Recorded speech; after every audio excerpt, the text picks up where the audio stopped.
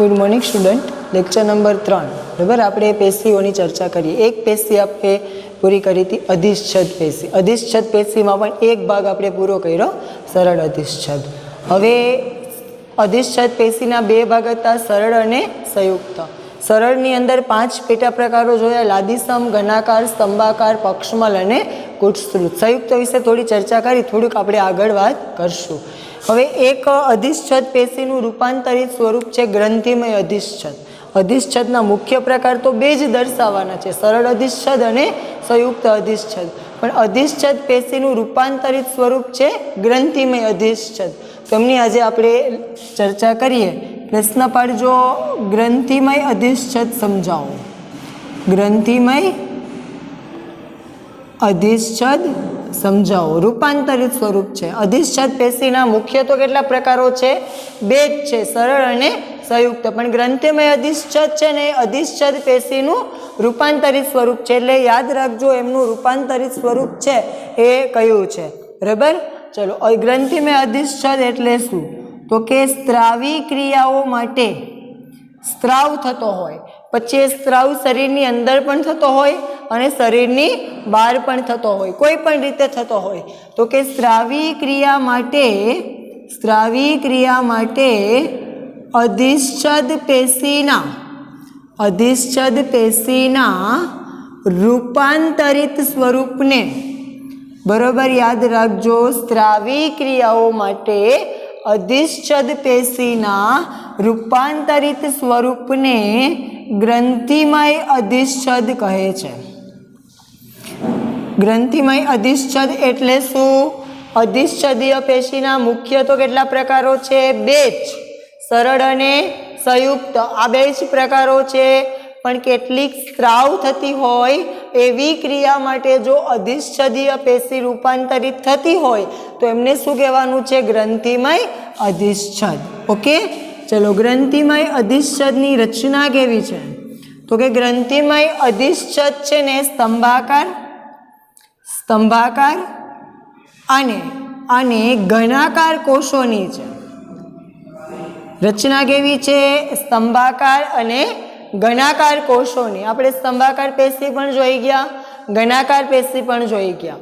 તો આ બંને કોષોનું મિશ્રણ થતું હોય એવી પેશી કઈ છે? ગ્રંથિમય। ખાસ યાદ રાખજો, સ્ત્રાવી ક્રિયા માટે રૂપાંતરિત થતું અધિચ્છદીય પેશી એમને શું કહેવાય છે? ગ્રંથિમય અધિચ્છદ। રચના કેવી છે? સ્તંભાકાર અને ઘનાકાર કોષોની બનેલી। સ્તંભાકાર અને કેવા આકારની? ઘનાકાર કોષોની બનેલી છે। ઓકે, ચલો આગળ વાત કરીએ। ગ્રંથિમય અધિચ્છદને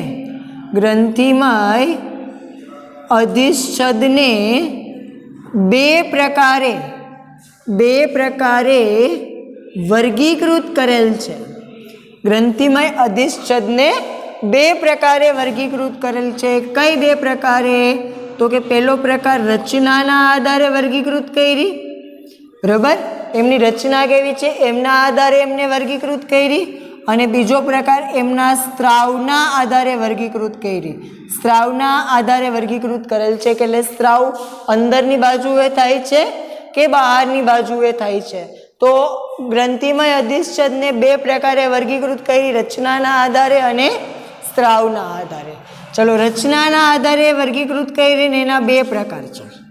રચનાના આધારે વર્ગીકૃત કરી એના બે પ્રકાર છે, એકકોષીય ગ્રંથિ,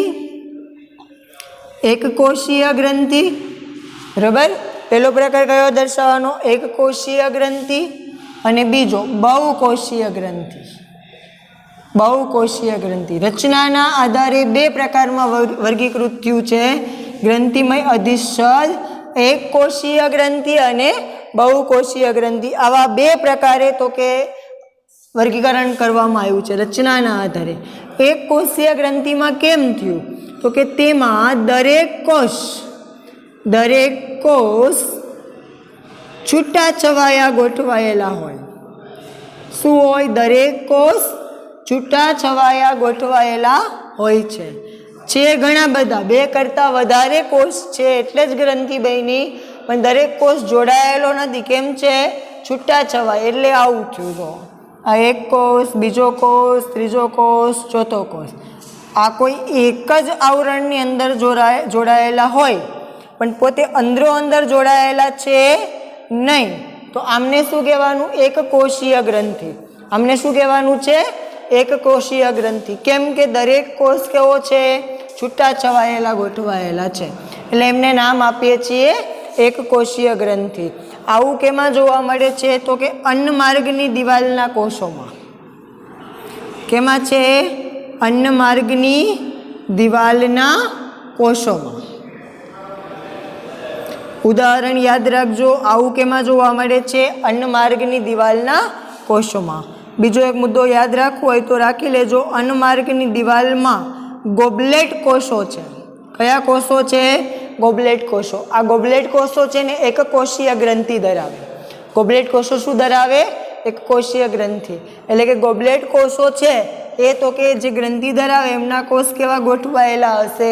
છૂટા છવાયા। ઓકે, चलो बहुकोषीय ग्रंथिनी चर्चा करिए। तो आमनाथी उलटू, आमां दरेक कोष केवो हतो? छूटो छवायो। आमनी अंदर तो के दरेक कोष एक झुमखामां गोठवायेलो होय। दरेक कोष केम गोठवायेलो होय? झुमखामां गोठवायेलो होय, बराबर। तो एमने बहुकोषीय ग्रंथि कहेवाय। आमां छूटा छूटा गोठवण हता, आमां झुमखुं होय, एमने बहुकोषीय ग्रंथि कहेवाय। आमां उदाहरण याद राखवानुं छे लाड़ ग्रंथि। कयुं उदाहरण याद राखवानुं? लाड़ ग्रंथि। लाड़ ग्रंथिनी रचना आवी होय, बराबर। आ लाड़ संग्रहाशय छे जेमां लाड़नो संग्रह थाय अने आ एना कोषोनी गोठवणी होय। આવી રીતે તમે બુકની અંદર પણ આકૃતિઓ જોઈ શકો, બરાબર। એમની અંદર આકૃતિ આપેલી છે, દોરવાની નથી પણ ખાલી જોવા માટે એમની અંદર આકૃતિઓ આપેલી છે, જોઈ શકો છો। તો આ વાત કરી છે રચનાના આધારે ગ્રંથિમય અધિચ્છદના બે પ્રકાર। ઓકે, ફરીથી એકવાર સમજાવું છું। ગ્રંથિમય અધિચ્છદ પેશીનું શું છે? રૂપાંતરિત સ્વરૂપ। એટલે લખવાનું સ્ત્રાવી ક્રિયા માટે અધિચ્છદ પેશીના રૂપાંતરણને શું કહેવાય છે? ગ્રંથિમય અધિચ્છદ। ગ્રંથિમય અધિચ્છદની રચનામાં કયા કોષો હોય? સ્તંભાકાર અને ઘનાકાર। આ અધિચ્છદ પેશીને બે પ્રકારમાં વર્ગીકૃત કરી, રચનાના આધારે, સ્ત્રાવના આધારે। રચનાના આધારે એક કોષી ગ્રંથિ, બહુકોષી ગ્રંથિ। એક કોષી ગ્રંથિમાં દરેક કોષ કેવો ગોઠવાયેલો હોય? છૂટો છવાયો। અને બહુકોષીમાં દરેક કોષ કેમ ગોઠવાયેલા હોય? એક ઝુમખામાં। એક કોષીય ગ્રંથિના ઉદાહરણમાં શું યાદ રાખવાનું? અન્નમાર્ગની દિવાલના કોષો। અને બહુકોષીય ગ્રંથિમાં ઉદાહરણ શું યાદ રાખવાનું છે? લાડ ગ્રંથિ। Okay, clear? ચલો હવે વાત કરીએ સ્ત્રાવના આધારે ગ્રંથિના પ્રકાર। તો કે સ્ત્રાવના આધારે ગ્રંથિના છે ને 3 પ્રકારો છે। સ્ત્રાવના આધારે ગ્રંથિના 3 પ્રકારો છે। તો કે બહિર્સ્ત્રાવી ગ્રંથિ, અંતઃસ્ત્રાવી ગ્રંથિ, અંતઃસ્ત્રાવી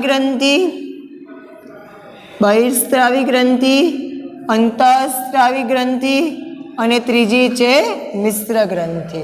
સ્ત્રાવના આધારે 3 પ્રકાર છે। રચનાના આધારે કેટલા પ્રકાર હતા? 2 પ્રકાર છે। સ્ત્રાવના આધારે કેટલા પ્રકાર લેવાના છે? 3 પ્રકાર। બહિર્સ્ત્રાવી ગ્રંથિ, અંતઃસ્ત્રાવી ગ્રંથિ અને મિશ્ર ગ્રંથિ। ચલો બહિર્સ્ત્રાવી ગ્રંથિ માટે વાત કરીએ તો કે જે ગ્રંથિના કોષોનો સ્ત્રાવ,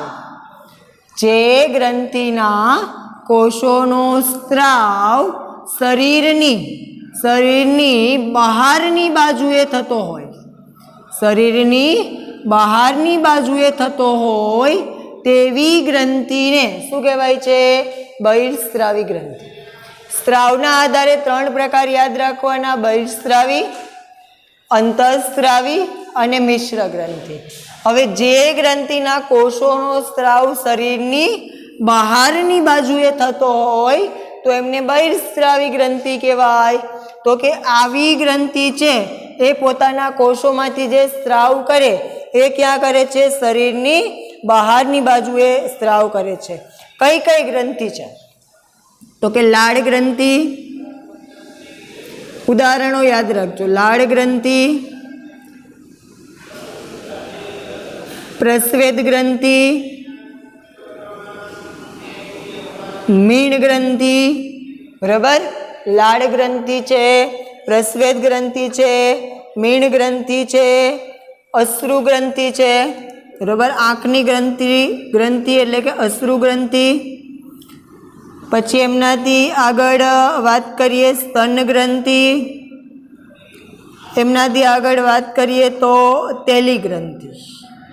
આ દરેક ગ્રંથિના ઉદાહરણો યાદ રાખવાના. જે પોતાનો સ્ત્રાવ ક્યાં કરે છે? શરીરની બહારની બાજુએ સ્ત્રાવ કરે છે. લાળ ગ્રંથિમાંથી કોનો સ્ત્રાવ થાય? લાળ રસનો. તમે જોઈ શકો શરીરની બહાર સ્ત્રાવ થાય. પ્રસ્વેદ ગ્રંથિમાંથી કોનો સ્ત્રાવ થાય? પરસેવાનો. આ પણ શરીરની બહાર થાય. મીણ ગ્રંથિમાંથી કોનો સ્ત્રાવ થાય? મીણનો. ક્યાં હોય? આપણા કર્ણની અંદર, આપણા કાનની અંદર મીણ ગ્રંથિ છે. તમે કાનનો મેલ કાઢો છો તો એ શું છે? નકામો ઉત્સર્ગ પદાર્થ જે મીણ હોય છે. અશ્રુ ગ્રંથિમાંથી કોનો સ્ત્રાવ થાય? અશ્રુઓનો. સ્તન ગ્રંથિમાંથી કોનો સ્ત્રાવ થાય? દૂધનો. તેલ ગ્રંથિમાંથી કોનો સ્ત્રાવ થાય? તેલી પદાર્થનો. ઓકે, તો આ ગ્રંથિ છે બહિર્સ્ત્રાવી છે. જે દરેક ગ્રંથિના કોષોનો સ્ત્રાવ ક્યાં થાય? શરીરની બહારની બાજુએ. જો તમે લાળ ગ્રંથિ પણ શરીરની બહાર લાળ રસનો સ્ત્રાવ કરે. પ્રસ્વેદ ગ્રંથિ પણ પરસેવાનો સ્ત્રાવ શરીરની બહાર કરે. મીણ ગ્રંથિ પણ કાનના મીણનો સ્ત્રાવ ક્યાં કરે? શરીરની બહાર કરે. આંસુ પણ શરીરની બહાર નીકળે છે. સ્તન ગ્રંથિમાંથી દૂધ પણ શરીરની બહાર નીકળે છે. તેલી ગ્રંથિમાંથી તેલી પદાર્થ પણ બહાર નીકળે છે. ઓઇલ તમે જોઈ શકો આપણા ચહેરા પર. આપણા ચહેરા પર સફેદ રૂમાલ તમે અડાડો તો તમે ઓઇલ નીકળતું જોઈ શકો છો. તો આટલી ગ્રંથિના ઉદાહરણ બહિર્સ્રાવીમાં યાદ રાખવાના. કઈ કઈ? લાળ ગ્રંથિ, પ્રસ્વેદ ગ્રંથિ, મીણ ગ્રંથિ, અશ્રુ ગ્રંથિ, સ્તન ગ્રંથિ અને તેલી ગ્રંથિ. જોડકામાં પ્રશ્ન આવશે. લાળ ગ્રંથિમાંથી લાળ રસ, પ્રસ્વેદ ગ્રંથિમાંથી પરસેવો, મીણ ગ્રંથિમાંથી મીણ, અશ્રુ ગ્રંથિમાંથી આંસુઓ, સ્તન ગ્રંથિમાંથી દૂધ અને તેલી ગ્રંથિમાંથી તેલી પદાર્થ અથવા તેલ, ઓઇલ. ઓકે, ચાલો અંતઃસ્ત્રાવી ગ્રંથિની ચર્ચા કરીએ. તો કે જે ગ્રંથિના કોષો સ્ત્રાવ શરીરની અંદરની બાજુએ કરે તેને શું કહેવાય? અંતઃસ્ત્રાવી ગ્રંથિ. તો જે ગ્રંથિના કોષોમાંથી થતો સ્ત્રાવ શરીરની અંદરની બાજુએ થતો હોય તો એમને શું કહેવાય છે? અંતઃસ્ત્રાવી ગ્રંથિ. ઓકે, જે અંતઃસ્ત્રાવી ગ્રંથિનો સ્ત્રાવ શરીરની અંદર જ થતો હોય તેમને અંતઃસ્ત્રાવી ગ્રંથિ કહેવાય. આવી ગ્રંથિના સ્ત્રાવને અંતઃસ્ત્રાવ તરીકે ઓળખાય. શું કહેવાય? આવી ગ્રંથિના સ્ત્રાવને અંતઃસ્ત્રાવ. અને બીજો એક મુદ્દો યાદ રાખવાનો. આવી ગ્રંથિઓ નલિકા વિહીન હોય છે. કેવી હોય છે? નલિકા વિહીન. તો આપણને પ્રશ્ન થવો જોઈએ કે તો એમાંથી થતો અંતઃસ્ત્રાવનો સ્ત્રાવ કેવી રીતે વહન પામતો હશે? તો કે આ નલિકા વિહીન ગ્રંથિ છે. તો શરીરમાં જેટલી પણ અંતઃસ્ત્રાવી ગ્રંથિ છે એ પોતાના અંતઃસ્ત્રાવનો સ્ત્રાવ કરે ત્યારે સીધો જ એ અંતઃસ્ત્રાવ રુધિરની અંદર ભળી જાય છે. બરાબર, આપણા શરીરમાં આવી 10 અંતઃસ્ત્રાવી ગ્રંથિઓ છે. એમાંથી 3-4 ઉદાહરણો યાદ રાખવાના. એક તો થાઇરોઇડ ગ્રંથિનું યાદ રાખવાનું, પછી પિચ્યુટરી ગ્રંથિ છે અને એડ્રિનલ ગ્રંથિ છે. આ 3 ઉદાહરણો યાદ રાખવાના. થાઇરોઇડ, પિચ્યુટરી અને એડ્રિનલ, જેમના સ્ત્રાવ છે એ ક્યાં થાય? શરીરની અંદર થાય. Okay, clear? ચલો મિશ્ર ગ્રંથિ. જે ગ્રંથિના કોષો જે ગ્રંથિના કોષો તેમનો સ્ત્રાવ શરીરની અંદર અને બહાર બંને બાજુએ કરે તેને મિશ્ર ગ્રંથિ કહેવાય. એટલે કે એમનો સ્ત્રાવ અંદરથી પણ આપી શકાય અને બહારથી પણ આપી શકાતો હોય તો એવી ગ્રંથિને મિશ્ર ગ્રંથિ કહેવાય. એવી આપણા શરીરમાં એક જ ગ્રંથિ છે જેમનું નામ છે સ્વાદુપિંડ.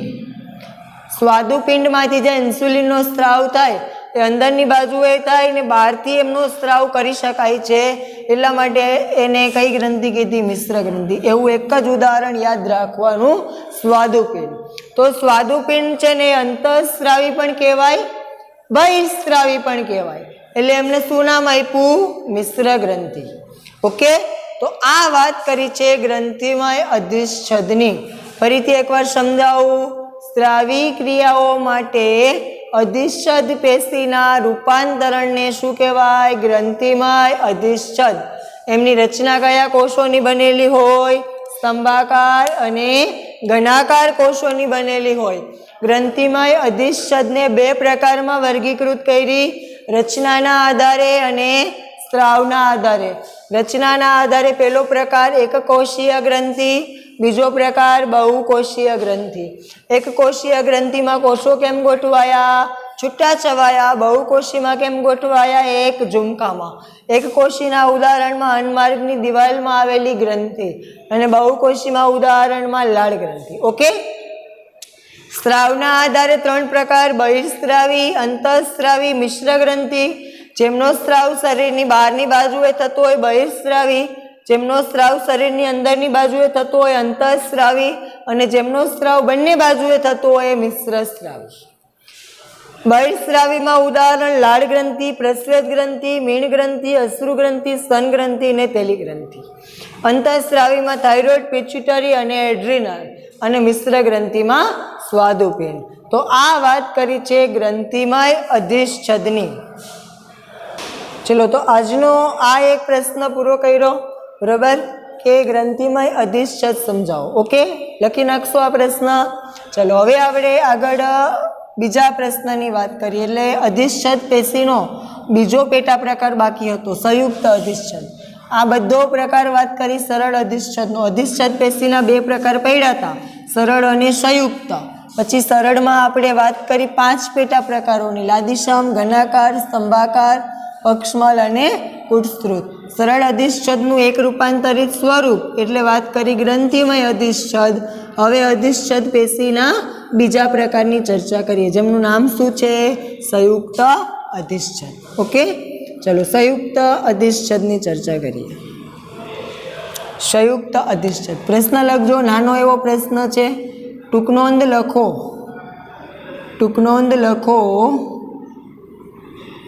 સંયુક્ત અધિચ્છદ. ટૂંકનોંધ લખો, સંયુક્ત અધિચ્છદ. ચલો જોજો. જે પેશીના કોષો બે કરતા વધારે સ્તરમાં ગોઠવાય તેને સંયુક્ત અધિચ્છદ કહેવાય. આગળ આપણે ચર્ચા કરી ગયા કે સંયુક્ત અધિચ્છદમાં બહુસ્તરીય કોષોની ગોઠવણી હોય, એટલે બે કરતાં વધારે સ્તરમાં ગોઠવાણા. એટલે યાદ રાખજો કે તેની ગોઠવણી, આવી પેશીના કોષોની ગોઠવણી બહુસ્તરીય છે તેમ કહી શકાય. કેવી છે? બહુસ્તરીય. બે કરતાં વધારે સ્તરની અંદર ગોઠવાણા. આ કોષોનું આધારક છે. આમના પર કોષોનું એક લેયર આવી રીતે આમ ગોઠવાણું, બરોબર, એક લેયર આવી રીતે આમ ગોઠવાણું. તો બીજું લેયર એમના પર ગોઠવાતું હોય તો એમને આપણે બે કરતાં વધારે સ્તરોની ગોઠવણી કહી શકીએ. તો આવી જે ગોઠવણી છે કોષોની, આમને શું નામ આપી શકીએ? સંયુક્ત અધિચ્છદ. ઓકે, આવી જે ગોઠવણી છે એમને શું નામ આપી શકીએ? સંયુક્ત અધિચ્છદ. ચલો, આવી પેશી ક્યાં હોય? એટલે એમનું સ્થાન યાદ રાખજો. તો કે એક તો એમનું સ્થાન ત્વચાની શુષ્ક સપાટીમાં. ક્યાં હોય? ત્વચાની શુષ્ક સપાટીમાં. એટલે આપણી ત્વચાની જે શુષ્ક સપાટી છે એમની અંદર 2 કરતાં વધારે અધિચ્છદ હોય. ત્યારે પણ આપણે કીધું હતું ત્વચા મુખ્ય સંયુક્ત અધિચ્છદ છે. ચલો બીજું, મુખગુહાની ભીની સપાટીમાં. આપણી મુખગુહા હંમેશા ભીની હોય, ક્યારે શુષ્ક ના હોય. કેમ? તો કે એમાંથી સતત લાળ ગ્રંથિનો લાળ રસનો સ્ત્રાવ થાય. તો મુખગુહાની ભીની સપાટીમાં. ત્રીજું યાદ રાખવાનું, કંઠનળીમાં. આપણી જે કંઠનળી છે એમાં. ચોથું યાદ રાખવાનું, લાળ ગ્રંથિમાં. લાળ ગ્રંથિમાં પણ સંયુક્ત અધિચ્છદ હોય. અને પાંચમું યાદ રાખવાનું, સ્વાદુપિંડની નલિકાના અસ્તરમાં, અથવા તો ખાલી એવું રાખું સ્વાદુપિંડની નલિકામાં તો પણ ચાલશે. તો સંયુક્ત અધિચ્છદનું સ્થાન ત્વચાની શુષ્ક સપાટીમાં, મુખગુહાની ભીની સપાટીમાં, કંઠનળીમાં, લાળ ગ્રંથિમાં અને સ્વાદુપિંડની નલિકામાં. આ પેશીનું કાર્ય શું હોય? આ પેશીના જે સ્થાન જે જગ્યાએ છે ત્યાં એમના કાર્ય શું છે એમની ચર્ચા કરીએ. તો કે એ સ્ત્રાવ અને શોષણમાં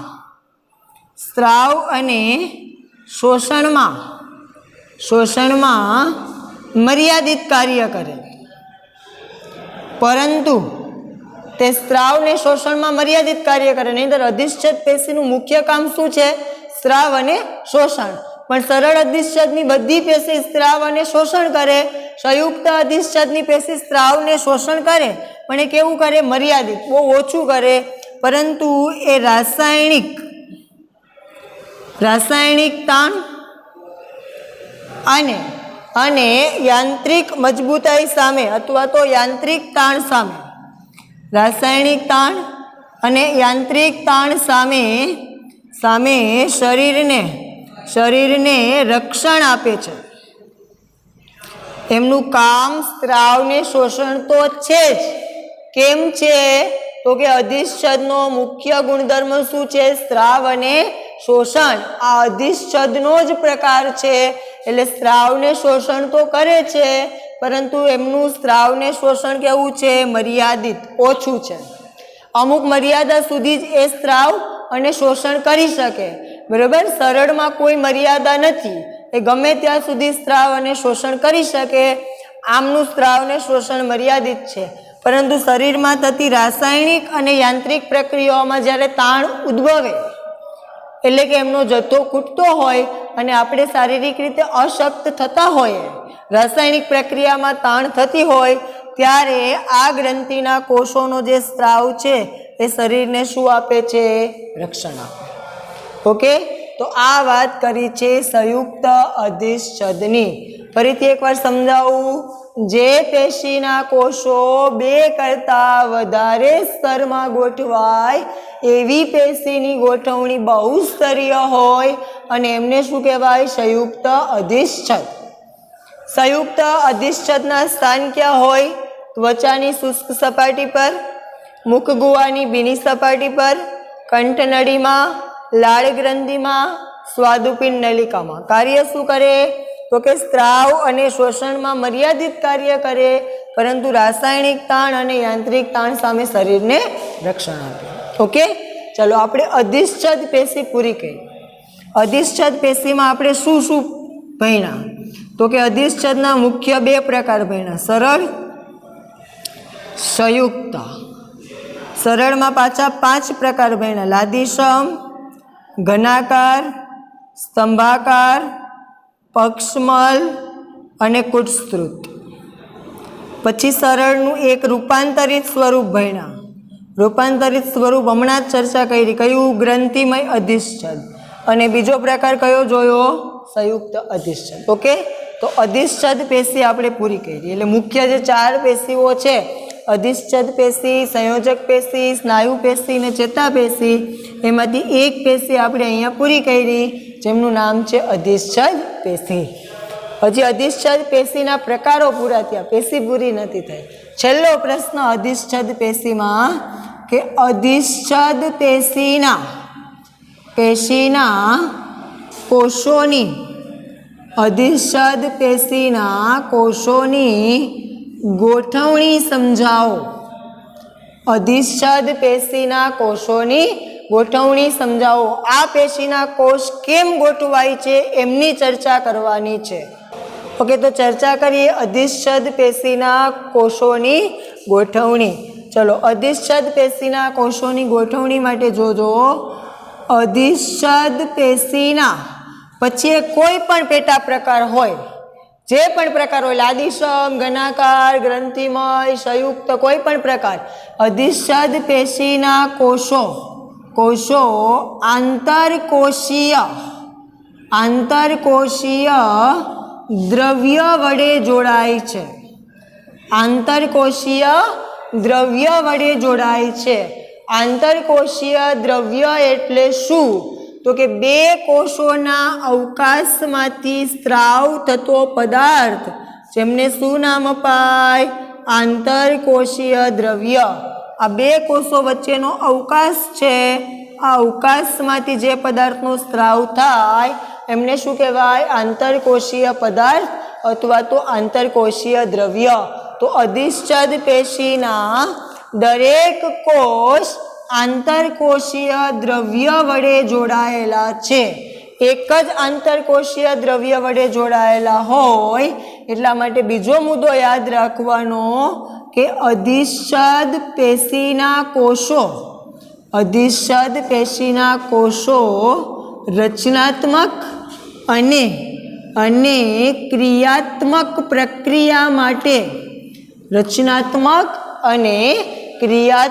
પ્રક્રિયા માટે ત્રણ પ્રકારના જુદા જુદા જોડાણ ધરાવે છે. શું થયું? દરેક અધિચ્છદ પેશીના કોષો આંતરકોષીય પદાર્થ વડે જોડાય છે. એટલા માટે તો કે એમને રચના કરવા માટે, પેશીની અને પેશીનું કાર્ય કરવા માટે ત્રણ પ્રકારના જોડાણ થવા જોઈએ. બરાબર? જે દરેક પેશીની રચના અને કાર્ય માટે ત્રણ પ્રકારના જોડાણ થવા જોઈએ. આ ત્રણ પ્રકારના જોડાણમાં પહેલું જોડાણ છે દ્રઢ જોડાણ. કેવું જોડાણ? દ્રઢ જોડાણ, અથવા તો એમને કહેવાય છે ચુસ્ત જોડાણ. દ્રઢ જોડાણ અથવા તો શું કહેવાય છે? ચુસ્ત જોડાણ. બીજું જોડાણ છે અભિલગ્ન જોડાણ. બીજું જોડાણ કેવું છે? અભિલગ્ન જોડાણ. અને ત્રીજું જોડાણ છે અવકાશી જોડાણ. ત્રણ પ્રકારના જોડાણ રચના અને કાર્ય કરવા માટે આંતરકોષીય પદાર્થ વડે ત્રણ પ્રકારના જોડાણ થાય છે: દ્રઢ જોડાણ, અભિલગ્ન જોડાણ અને અવકાશી જોડાણ. આ ત્રણેય અલગ અલગ જોડાણથી અધિચ્છદ પેશીની રચના કરે છે અને આ અધિચ્છદ પેશીનું કાર્ય પણ કરે છે. ત્રણ જોડાણ. ચલો, ચુસ્ત જોડાણ માટે જોઈએ તો કે આ જોડાણમાં દરેક કોષ ચુસ્ત રીતે જોડાયેલા હોય, મજબૂત, એકદમ પકડથી જોડાયેલા છે, ચુસ્ત રીતે જોડાયેલા હોય છે. તેથી તે દ્રવ્યોને બહાર જતા અટકાવે. બહાર જતા શું કરે છે? અટકાવે. કોષમાંથી જેટલા પણ દ્રવ્યોનો સ્ત્રાવ થાય છે એ દ્રવ્યોને શરીરની બહાર જતા અટકાવે. કેમ? તો કે આ જોડાણથી જે કોષ જોડાયેલા છે એ કેવું જોડાણ ધરાવે? ચુસ્ત રીતે, મજબૂત રીતે જોડાણ ધરાવે, એટલે કોઈ પણ પદાર્થ બહાર જતો નથી. ઓકે, ચલો, અભિલગ્ન જોડાણ. તો કે આ જોડાણમાં પાસેના કોષ, બે નજીકના કોષ, પાસેના કોષો જોડાઈને કેટલાક પદાર્થોનું વહન કરાવે છે.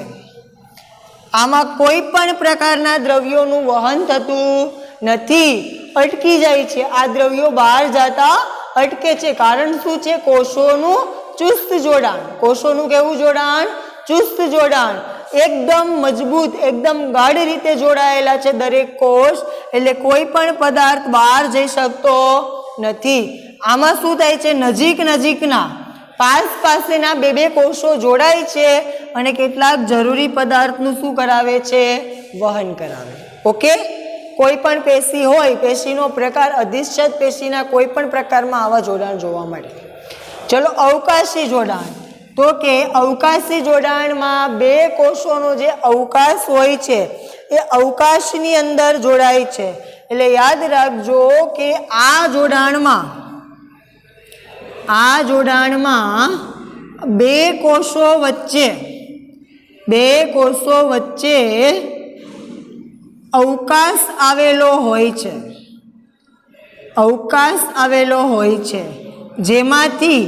જેમાં તો કે ખનિજ આયનો, કેટલાક સ્ત્રાવી દ્રવ્યો અને અન્ય પદાર્થોનું વહન થાય છે. આ પ્રકારની જે પેશીમાં આ પ્રકારનું જોડાણ હોય, અધિચ્છદ પેશીના જે પેશીના પ્રકારમાં અવકાશીય જોડાણ હોય એમાં બે કોષોની વચ્ચે અવકાશ એટલે કે જગ્યા જોવા મળે. આ જગ્યામાંથી ખનિજ આયનો, કેટલાક સ્ત્રાવી દ્રવ્યો અને અન્ય કેટલાક પદાર્થો છે એમનું તો કે વહન થાય છે. ઘણીવાર આ જોડાણમાંથી શરીરની અંદર આવેલા બૃહદ કોષો એટલે કે ભક્ષક કોષ, જે આપણા રુધિરમાં હોય, જે આપણા શરીરમાં આવતા સૂક્ષ્મ જીવોનું ભક્ષણ કરીને આપણને રક્ષણ આપે, એ બૃહદ કોષોનું પણ વહન થાય છે. એટલે બૃહદ કોષોનું પણ વહન કરે છે. ઓકે, તો આ વાત કરી અધિચ્છદ પેશીના 3 જોડાણોની. એટલે આજનો આપણો ત્રીજો પ્રશ્ન લખજો, અધિચ્છદ પેશીના જોડાણો સમજાવો. શું લખવાનું, અધિચ્છદ પેશીના કોષો આંતરકોષીય દ્રવ્યથી જોડાય, રચનાત્મક અને ક્રિયાત્મક પ્રક્રિયા માટે 3 પ્રકારના જોડાણ ધરાવે, દર્દ જોડાણ, અભિલગ્ન જોડાણ, અવકાશી જોડાણ. આમાં કોષો ચુસ્ત રીતે જોડાય એટલે કોઈ પણ દ્રવ્ય બહાર જતું નથી. આમાં પાસેના કોષો જોડાઈને કેટલાક પદાર્થોનું વહન શક્ય બનાવે. આમાં બે કોષોના જોડાણ વચ્ચે અવકાશ હોય, જેમાંથી ખનિજ આયનો, સ્ત્રાવી દ્રવ્યો અને અન્ય પદાર્થોનું વહન થાય. કેટલીક વાર બૃહદ કોષોનું પણ વહન થાય. ઓકે, તો આજના 3 પ્રશ્ન લખજો, ગ્રંથિમય અધિચ્છદ, સંયુક્ત અધિચ્છદ અને અધિચ્છદ પેશીનું જોડાણ. અહીંયા આપણે પહેલી એક પેશી પૂરી કરીએ, અધિચ્છદ પેશી.